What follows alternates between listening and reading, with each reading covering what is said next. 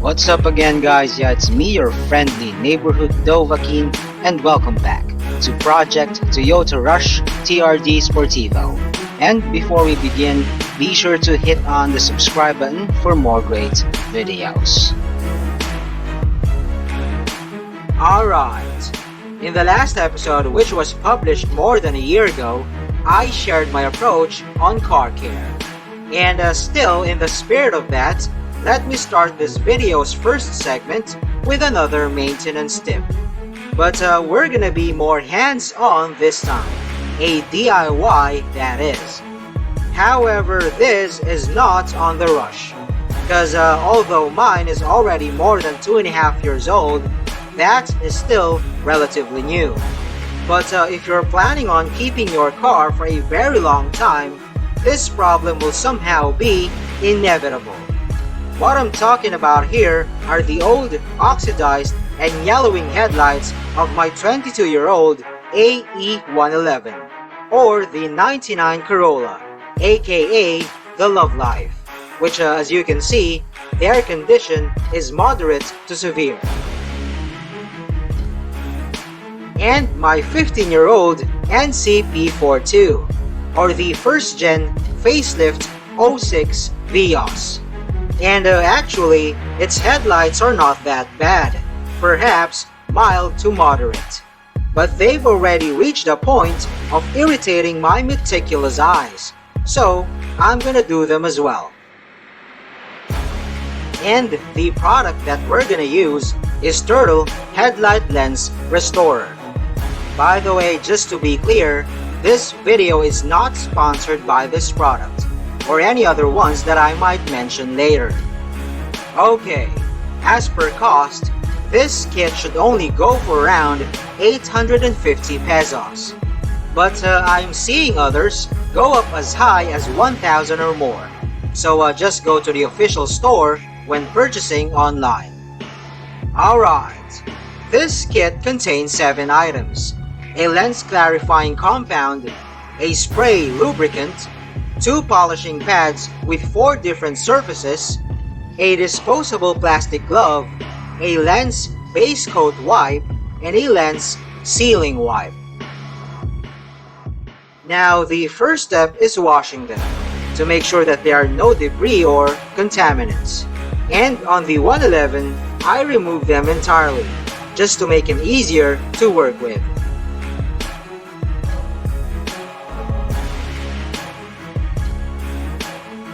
Anyhow, I'm using my Microtex Wash and Wax for this, the one that I featured in the previous episode. But ordinary soap will do just fine. Take note, if you remove the headlamps like what I did here, make sure to wash it lens side up, so water won't go inside the assembly.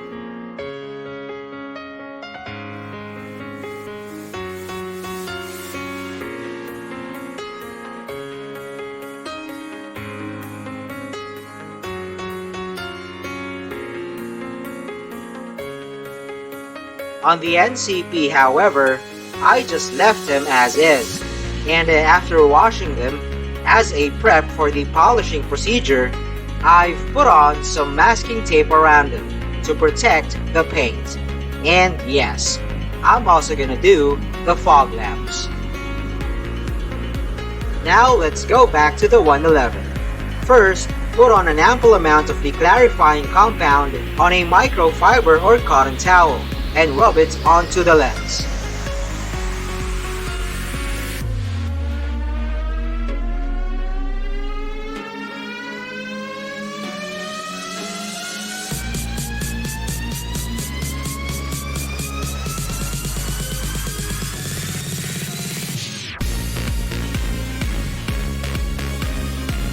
Then buff it off with a soft, clean towel. And you may want to repeat this for a few times. By the way, on newer cars with just mild oxidation, this procedure alone could potentially solve the problem, and you don't have to do the polishing process. But as you can see, compared to the one on the left, although there is some improvement, I still have to use the polishing pads. Now on polishing. First, spray on the lubricant. Then use the number 1 surface of the pads, the green one. Then work your way up to number 4, gray, blue, then purple. And don't forget to spray on the lubricant between stages. Also, apply firm pressure when polishing, but not too much.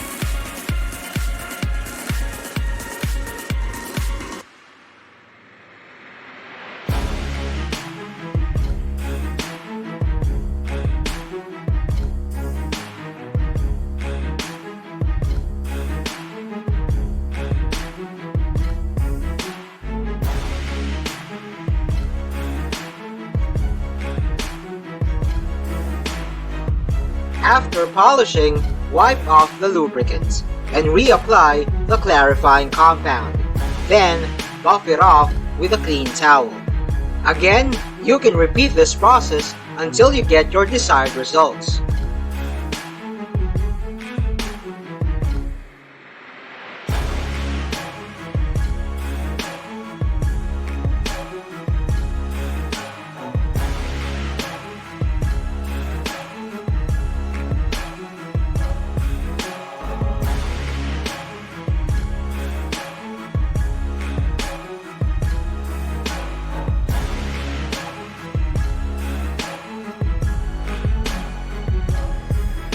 Anyhow, I haven't touched in any way the one on the left, so there you can clearly see the difference.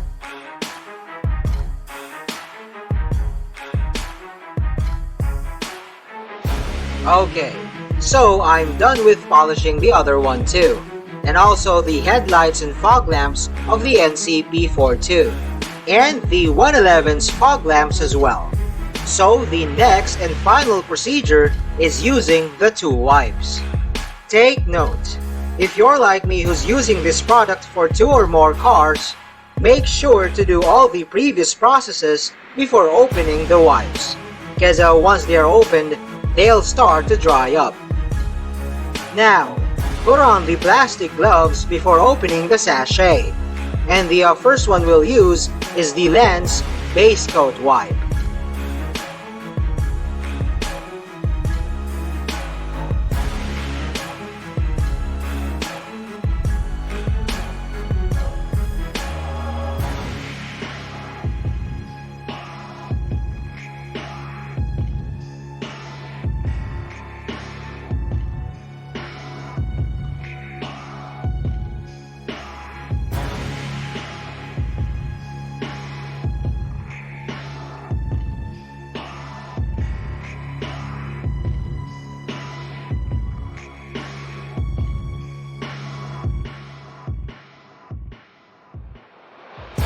Let it dry for just a few minutes.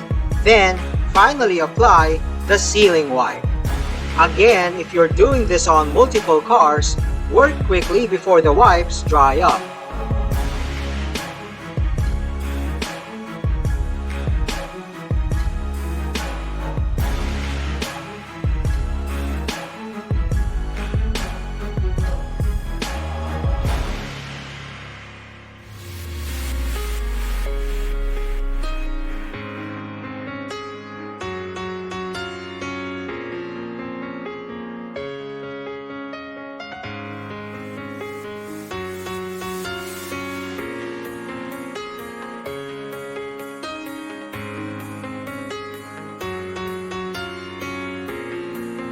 Alright, the curing process takes about 24 hours, so make sure that they don't get wet or something.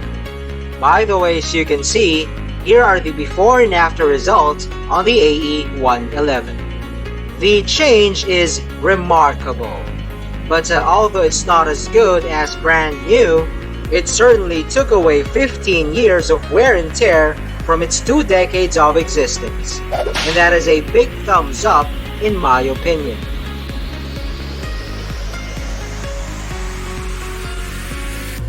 For the NCP42, however, this is just nothing short of phenomenal. As if I just bought this car yesterday. And for that, I give this product a solid 5-star rating.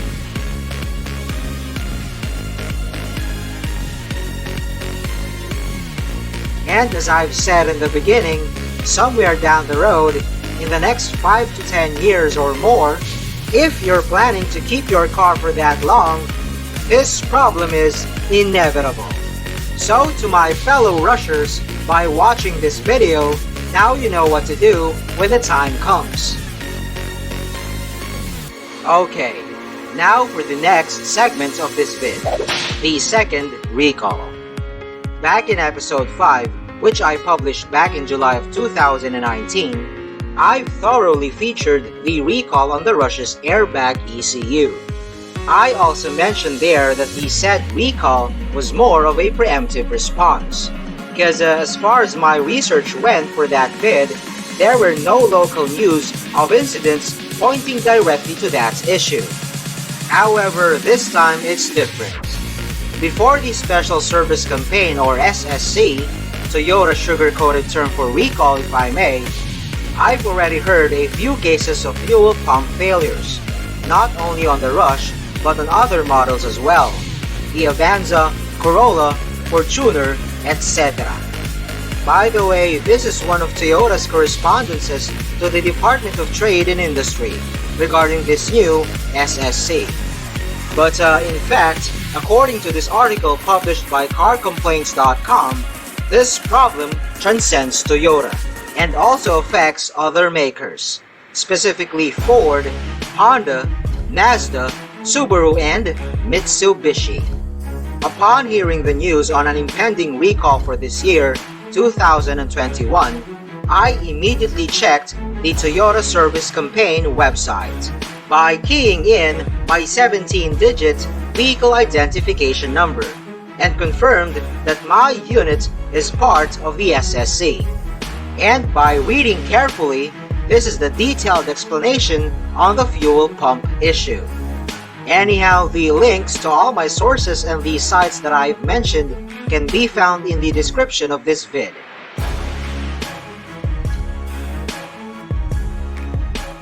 So I was just waiting for some sort of notice from Toyota, and it came via mail on the last week of March.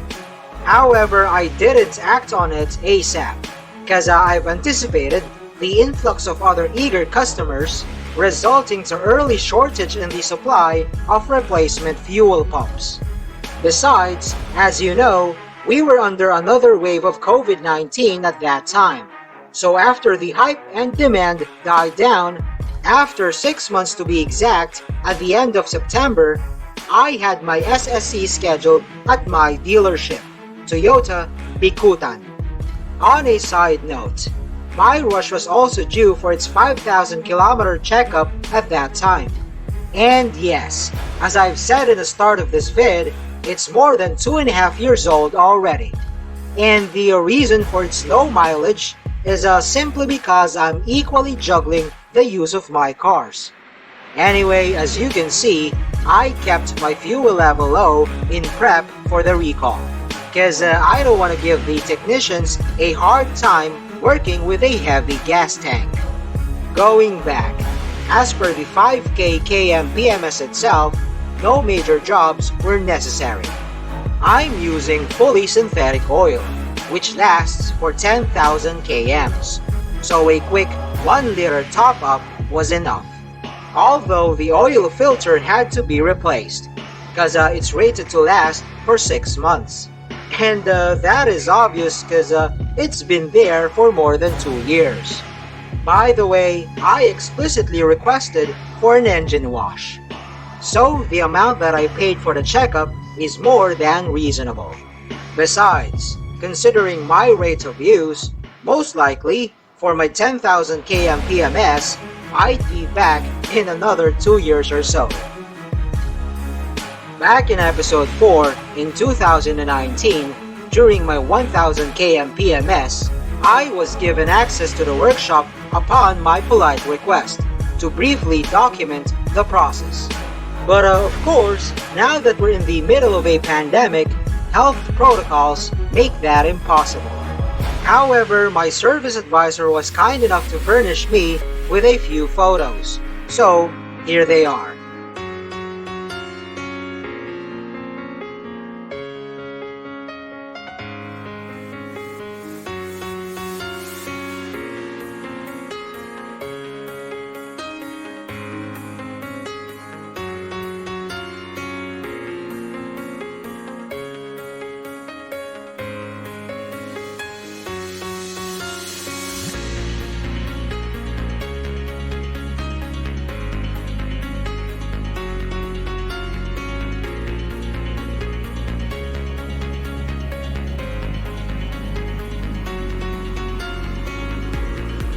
Anyhow, I dropped my car in the early hours of the morning. Then, by lunchtime, it was already wrapped up. A little over 4 hours, if I may say. And, mind you, I wasn't there only for the fuel pump SSC, but for a 5,000 km checkup and an engine wash as well. So, in my book, 4 hours is already quite speedy, considering the amount of work to be done. Thus, I want to thank my service advisor, Ms. Donna Choa here, and the service campaign staff and technicians for a job well done.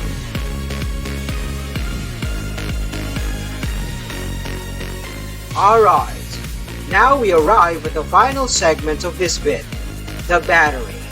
And as I've said earlier, my Rush is more than 2.5 years old already, or 30 plus months, which means that anytime soon, the stock non-maintenance free battery is just gonna give up. So, I need a new one. And I was thinking of going for an Amaron battery, cause I've been hearing nothing but very positive feedback about it. By the way, Amaron is an Indian brand. However, I'm a proud Filipino. And as one of our local saying goes, tangkilikin ang sariling atin, which simply translates to patronize our own. So instead, I went for the proudly Philippine-made Motolite battery. But my patronage of domestic products is just a small part of my reason. What convinced me otherwise, I shall tell you in a short, true-to-life story. Once upon a time, nearly 5 years ago, my AE111, which was equipped with a Motolite Enduro, suddenly failed to start. Enduro batteries are warranted to last for 15 months. But for some mysterious and unfortunate reason, it fell just 1 month short of its guaranteed lifespan. It only lasted 14 months. Now comes the cavalry, Motolite's legendary warranty. Without question, they replaced it with a new Enduro which endured way longer than expected. But since there are no happily ever afters, eventually the second Enduro had to be replaced. That is, after nearly 3 long years of service. So now, the AE111 is equipped with a Motolite XL, which is guaranteed to last a minimum of 2 years.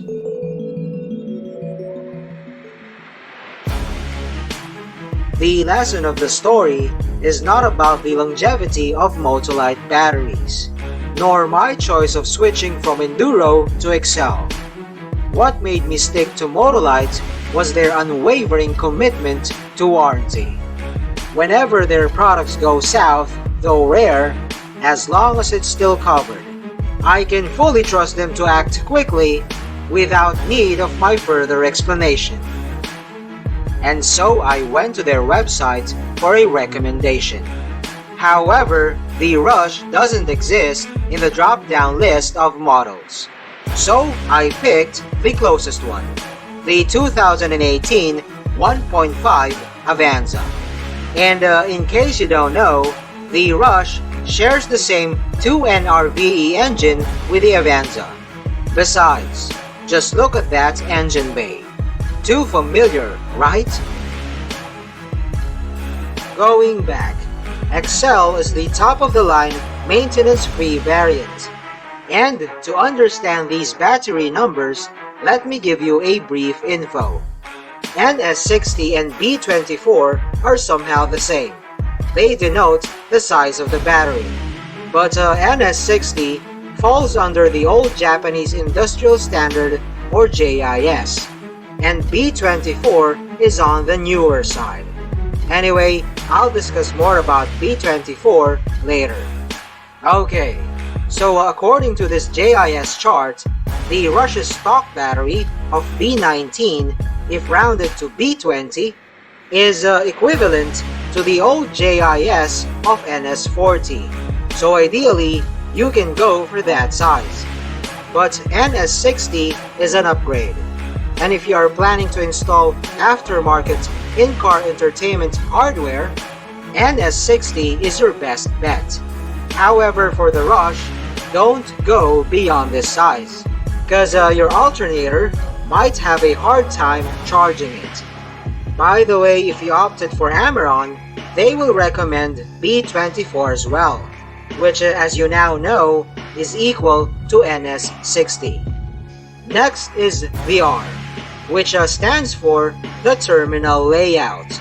And this simply means that when facing the side of the battery where both terminals are closest to you, the negative is on the right side, just like how the stock battery is oriented in this pic. But this is also more commonly known as reverse, because in the usual layout, the negative is on the left side, and that is signified by the letter L. Now let's go back to B24.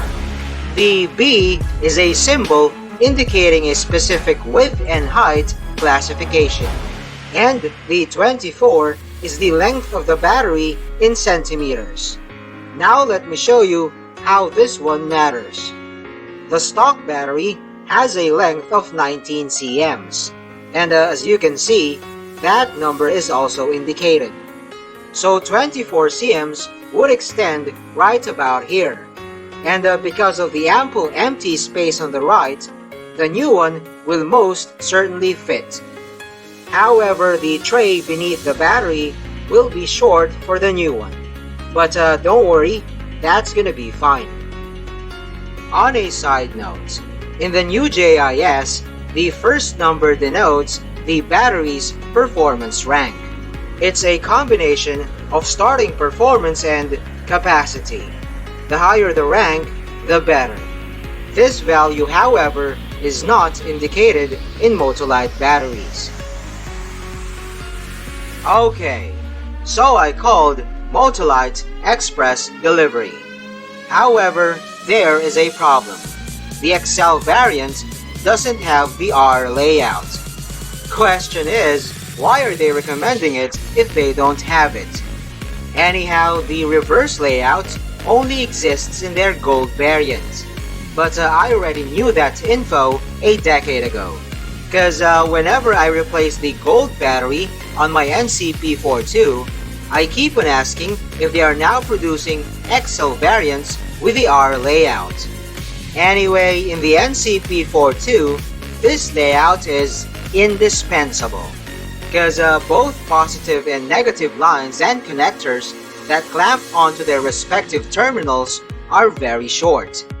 For the Rush, however, they are long enough to reach their corresponding terminals. So, I settled with the L layout.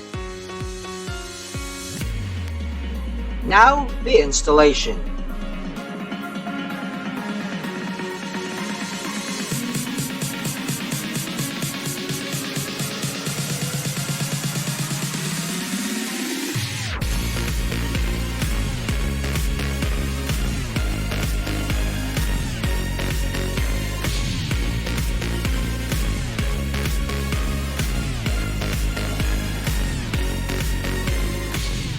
There, as you can see, even though the layout is L, there were no issues with the length of the connectors. Now, let's start it to test the new XL with a voltmeter.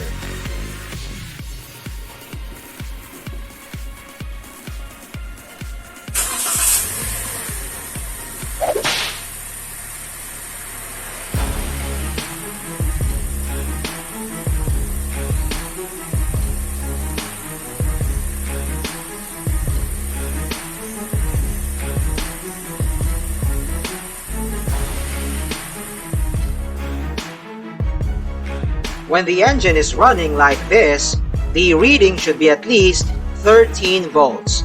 And this is beyond that, so it is more than okay. Now, you ask, how much is it? These are the most recent SRPs of the XL. And the NS60 goes for 6,650 pesos. But I only paid 6,450. Because I traded in my stock battery for 200 pesos. But not the one from the Rush, but instead the 15-year-old stock battery from my NCP42. I kept the Rush's stock battery for personal use. Anyway, I want to thank Mr. Jojo here, the Motolite rider, for his speedy delivery and installation. And that is all there is for now. Thanks for watching.